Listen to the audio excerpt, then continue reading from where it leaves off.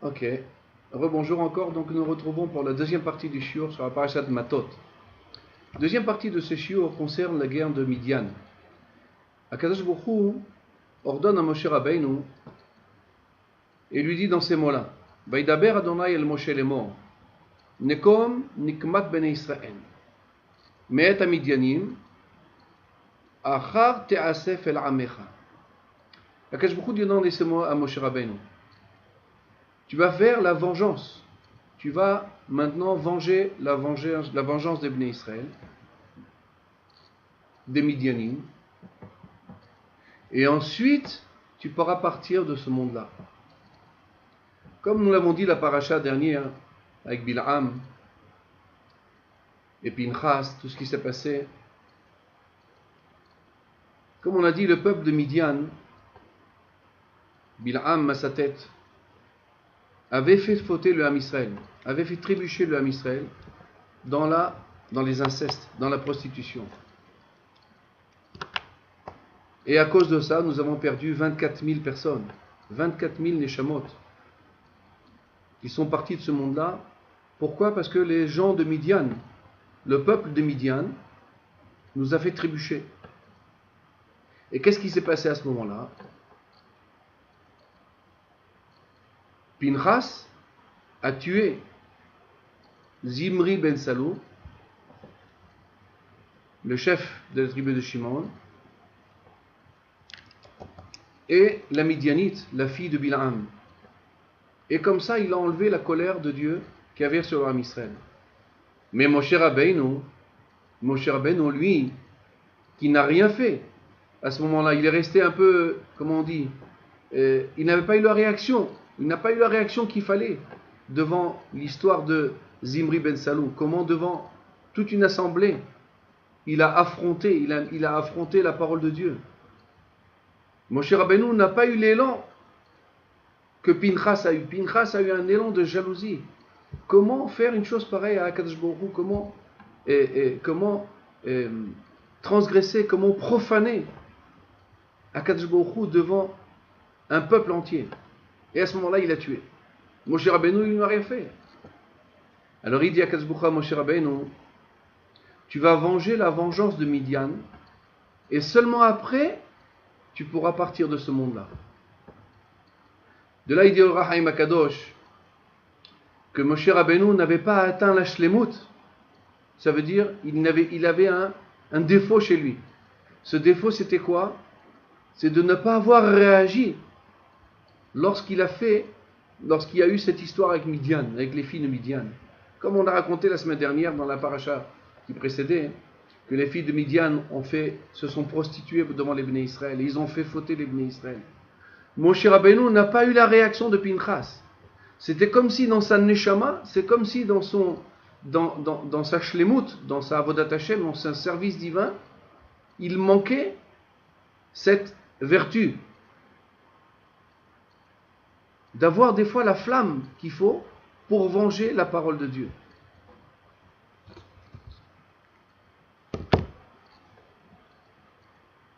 Cette chose manquant à Moshe Rabbeinu l'empêchait d'avoir la shlemut. Ça veut dire d'être entier, d'arriver à le côté spirituel, d'avoir la réparation totale de sa neshama. Comme ça nous dit le Rahaim Akadosh. La shlemut, Moshe Rabbeinu n'a pas réussi à l'avoir, à cause du Maaseh de Midian.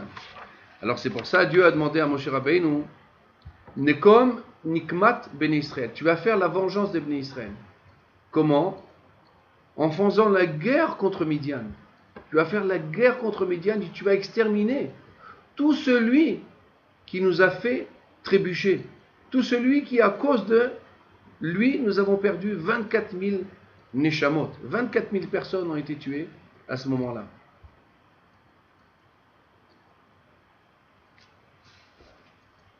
Donc Akadosh Baruch Hu a dit à Moshe Rabbeinu, fais la vengeance de Midian et seulement après tu pourras partir de ce monde-là. Moshe Rabbeinu, qui est connu pour sa zrizout, pour son zèle pour la parole de Dieu, bien que sachant que après avoir terminé cette chose-là, il devait partir de ce monde-là. C'est comme si la personne fait Messirut Nefesh, par exemple, une personne sait qu'il lui reste que 2 jours à vivre. Mais si elle fait un effort, par exemple, elle va sortir, si elle sort dehors dans le soleil, les docteurs lui disent, si tu sors dehors, même ces quelques jours qui te restent à vivre, tu vas les perdre. Mais la personne, pour une mitzvah, par exemple, a dit à personne, je vais aller maintenant, je vais aller aider une personne qui est en difficulté. Mais la personne dit, mais si tu sors, tu vas partir de ce monde tout de suite après. Alors la personne dit, c'est pas grave, je suis prêt. Si c'est pour aider quelqu'un qui est dans la difficulté, je suis prêt à le faire, même au coût de ma vie. Alors c'est ce qu'on appelle faire Messirut Nefesh, ça veut dire faire abstraction de sa personne, c'est être prêt à partir de ce monde-là pour sanctifier le nom de Dieu. Moshe Rabbeinu, quand Dieu lui a dit tu vas faire la vengeance de Midian, et seulement après tu partiras de ce monde-là, il a voulu dire que lorsque tu termineras cette mission de tuer les gens de Midian, qui ont fait trébucher le Ham Israël, à ce moment-là, sache une chose, que tu pourras partir de ce monde-là, après tu n'auras plus aucune autre mission dans ce monde-là. C'est la seule chose qui manquait à Moshe Rabbeinu. Il dit l'Or HaChaim HaKadosh, il a eu Rifion Yadaim, ça veut dire il a eu un moment de faiblesse. Par exemple, il a vu cette chose-là terrifiante qui s'est passée devant ses yeux, et il n'a pas eu l'élan de jalousie qu'il a fallu pour enlever cette colère de Dieu. Il a fallu que Pinchas se lève et le fasse. Ce petit défaut de Moshe Rabbeinu, c'est ce qui l'empêchait de pouvoir partir de ce monde-là. Donc Dieu lui a dit alors, fais la vengeance de Midian, et après tu pourras partir de ce monde-là.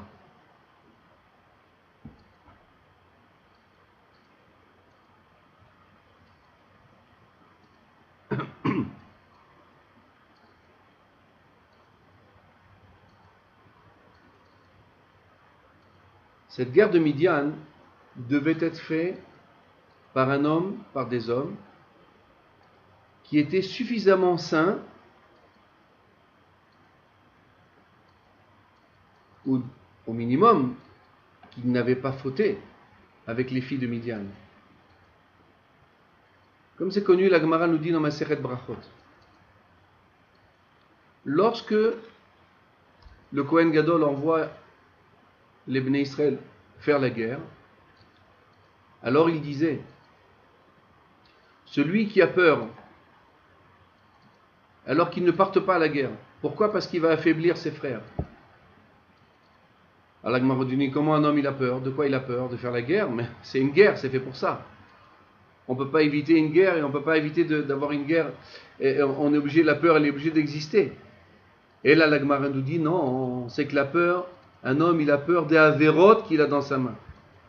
Pourquoi? Parce que quand on va faire la guerre, ou lorsque quelqu'un part dans un endroit dangereux, alors il faut savoir qu'il y a des ennemis spirituels à un homme qui peuvent commencer à ce moment-là à se réveiller contre lui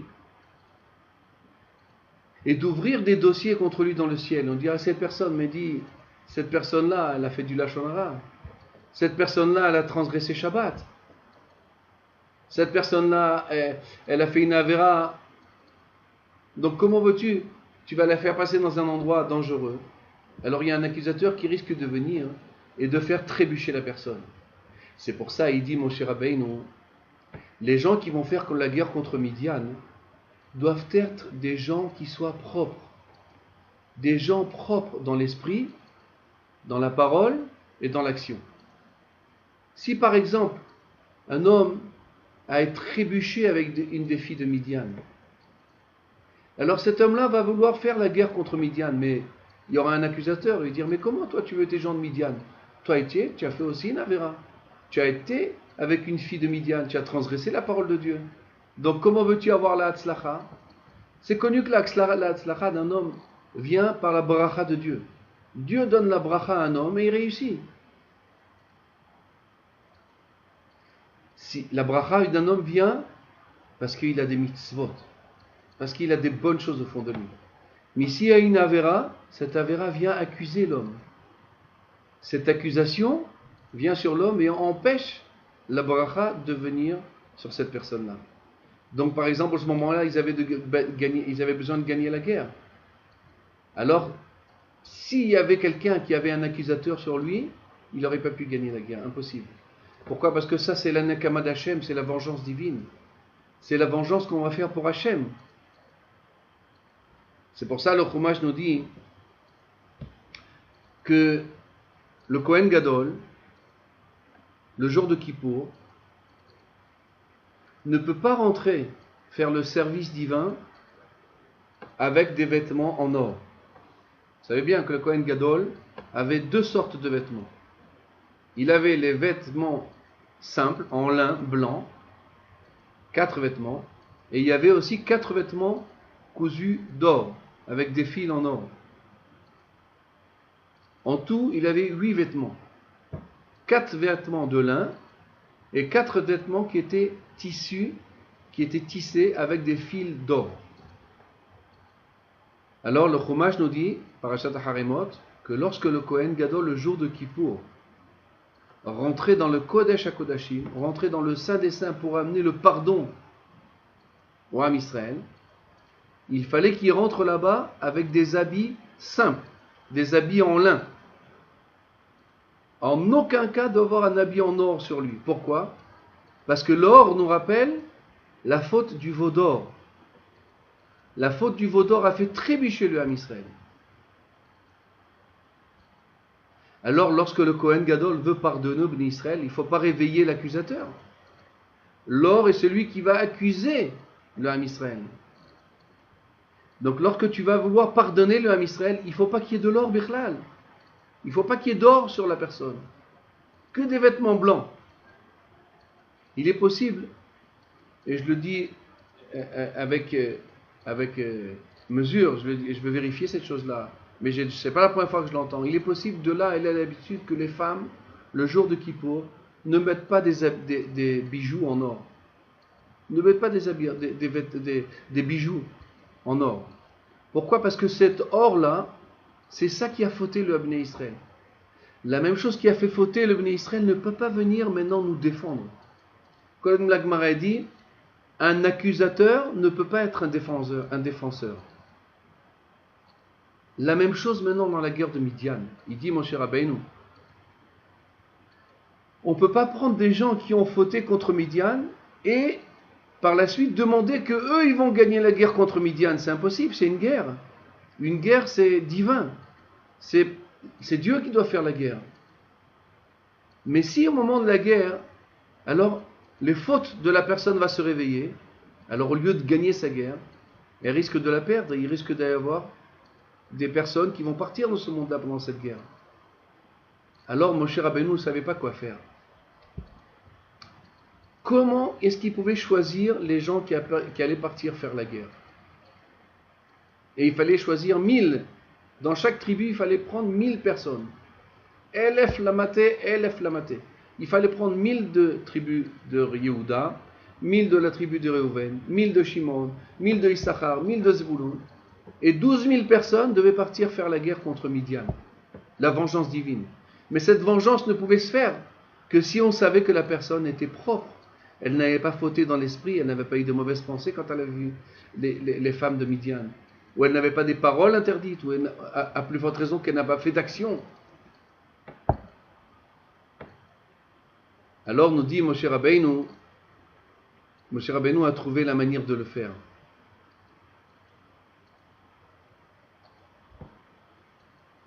Vaidaber Moshe al Ha'am lemor echaletzu miitechem anashim latzava veyihu al Midian la tête nikmat Hashem be Midian elef lamate lechol matot Israël tishlechu latzava. À ce moment-là, Moshe Rabbeinu devait comprendre de lui-même. Il y a des choses que Dieu ne dit pas. Il y a des choses que Dieu ne peut pas dire, afin de laisser le libre arbitre à la personne. Ainsi, dans notre épisode, Moshe Rabbeinu devait choisir 1000 personnes dans chaque tribu. 1000 hommes qui devaient partir faire la guerre. Seulement, comme on l'a dit, si cette personne avait trébuché, avait une mauvaise pensée d'inceste, avait transgressé dans l'inceste, avait parlé avec des filles interdites, cet homme-là, s'il sort faire la guerre, il ne va pas amener la bracha, on ne va jamais réussir dans cette guerre. Parce qu'une guerre qui est pour Hachem, c'est une guerre dans laquelle il faut qu'elle soit kadosh, sainte. Hasbe shalom. Il ne faut pas qu'il y ait d'accusateurs à ce moment de la guerre, parce que c'est un moment de danger. Et c'est connu que le Yetzer Hara, le Satan, attaque un homme au moment du danger. Donc si par exemple quelqu'un avait fait une avéra quelconque, au moment de la guerre, alors il y allait avoir un accusateur. Alors comment on va faire? Comment Moshe Rabbeinu? Moshe Rabbeinu, il ne sait pas ce que chacun il a dans sa tête. Moshe Rabbeinu ne peut pas savoir si quelqu'un il a transgressé la Torah ou il n'a pas transgressé. Est-ce que c'est un homme qui est suffisamment tzaddik pour sortir faire la guerre? Alors Moshe Rabbeinu a trouvé la manière de faire. Et il a dit comme ça. Vaïdaber Moshe Alaam les mots Echaletsu miitechem. Faites sortir de vous-même. Ça veut dire, moi je ne choisis personne. Je ne désigne pas qui c'est qui va faire la guerre. De vous-même, vous allez sortir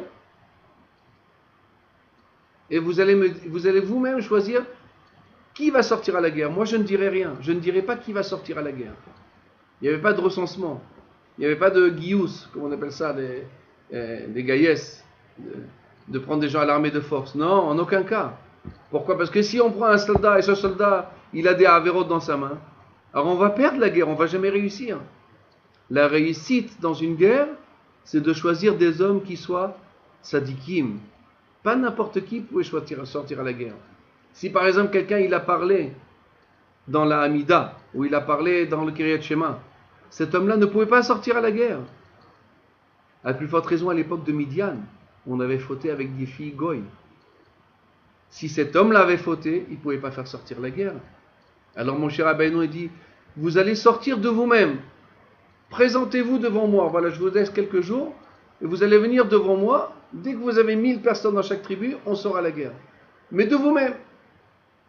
Alors effectivement, c'est ce qui s'est passé. Et il a choisi 1000 personnes qui sont venues d'eux-mêmes. D'eux-mêmes, ça veut dire qu'ils savaient qu'au fond d'eux, ils n'avaient rien à se reprocher. Du fait qu'ils n'avaient rien à se reprocher, alors la guerre allait réussir. Ils allaient réussir à gagner cette guerre. Ensuite, il nous dit le Rahaim Akadosh.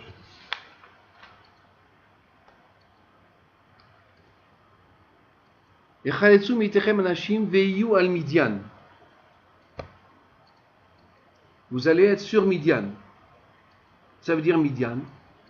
Vous allez être sur Midian. Quoi? On va être en dessous, au-dessus, quelque chose, on va être au-dessus ou en dessous. Alors il dit au Rahaim Akadosh, il dit les avérotes d'un homme lui font baisser la tête. Quand on voit un homme qui a sa tête baissée, ça veut dire que cet homme-là a des choses à se reprocher. C'est-à-dire que cet homme-là a des avérotes. Comme il y a marqué dans la parashat Kitissa. Kitissa et Rosh Ben Israël. Lorsque tu vas relever la tête des Ben Israël. Comment on relève la tête des Ben Israël? En donner la tzedaka. Lorsque quelqu'un avait des avérotes à se reprocher, alors il avait sa tête en dessous.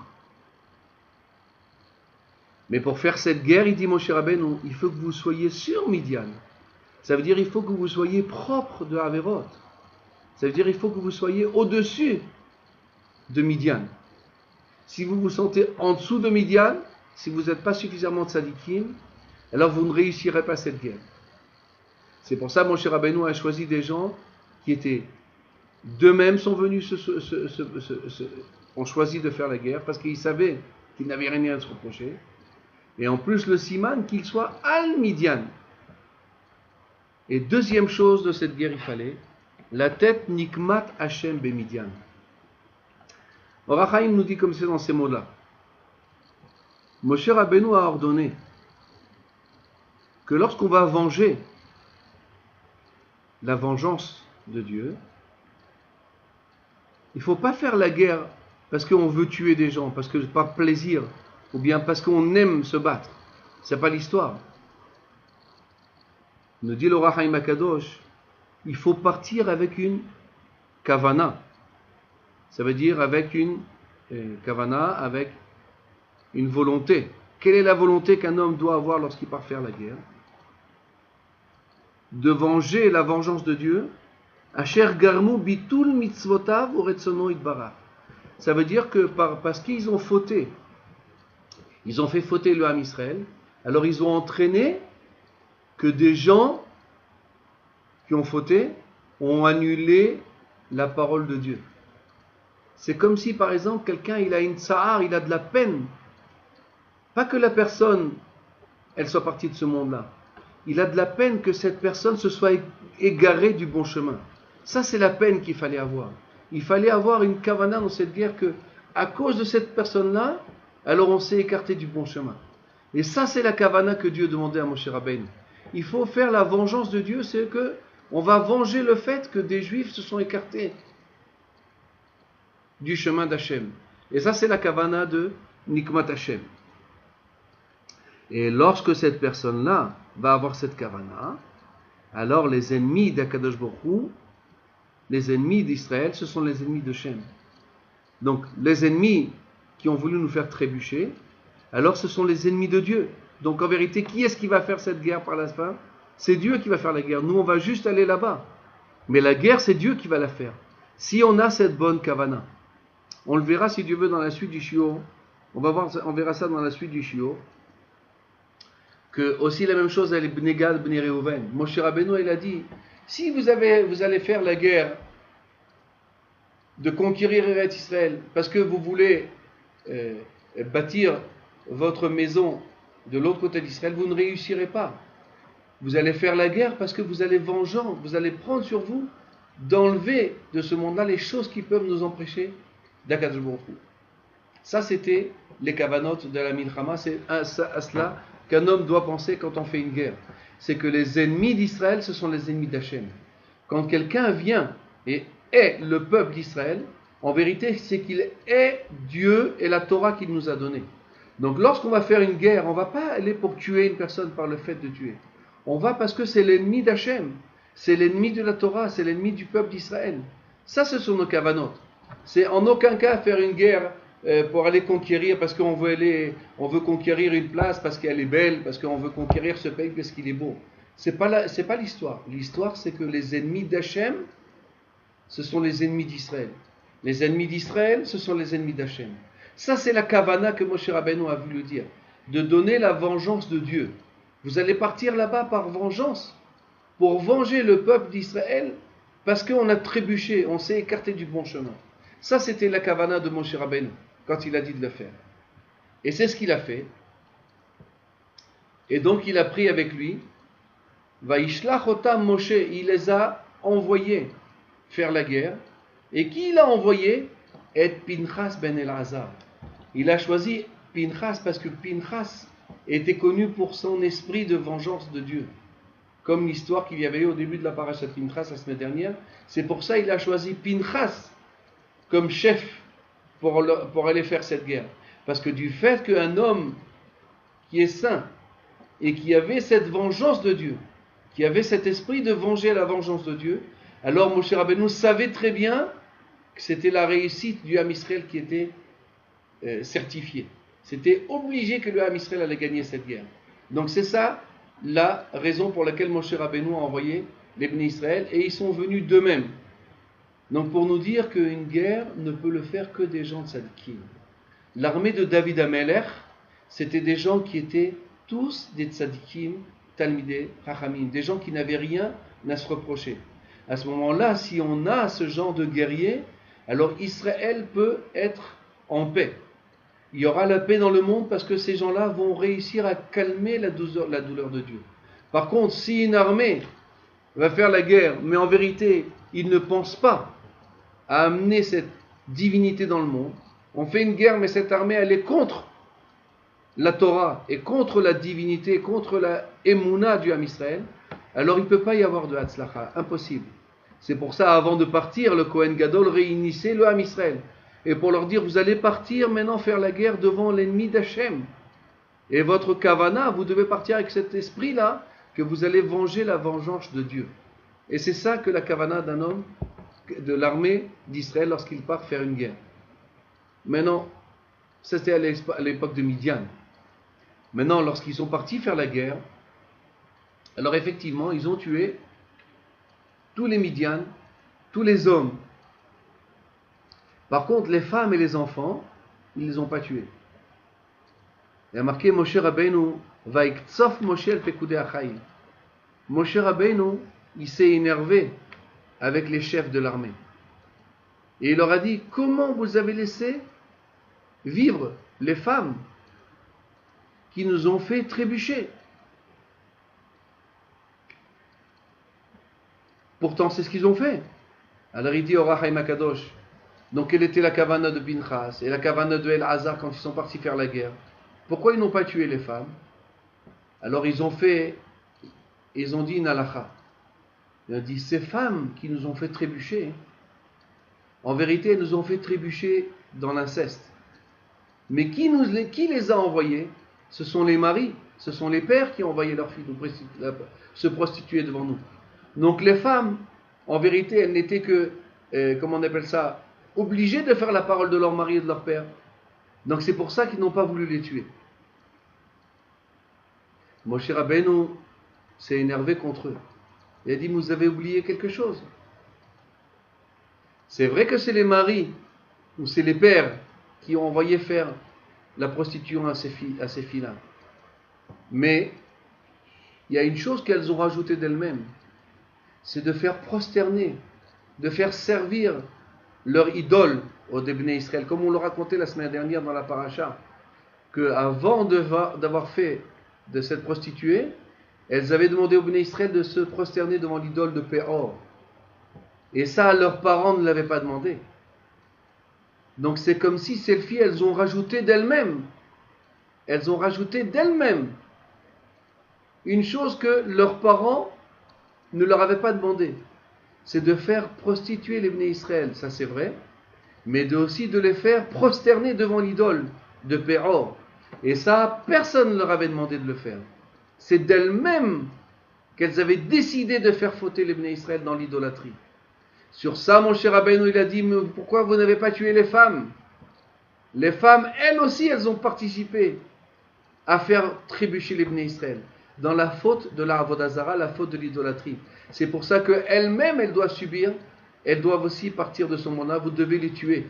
Et c'est le seul moyen de venger la vengeance de Dieu, c'est de tuer aussi bien les hommes, mais aussi de tuer les femmes, parce que comme on vient de le dire, elles aussi ont fait trébucher les Bnei Israël dans l'idolâtrie.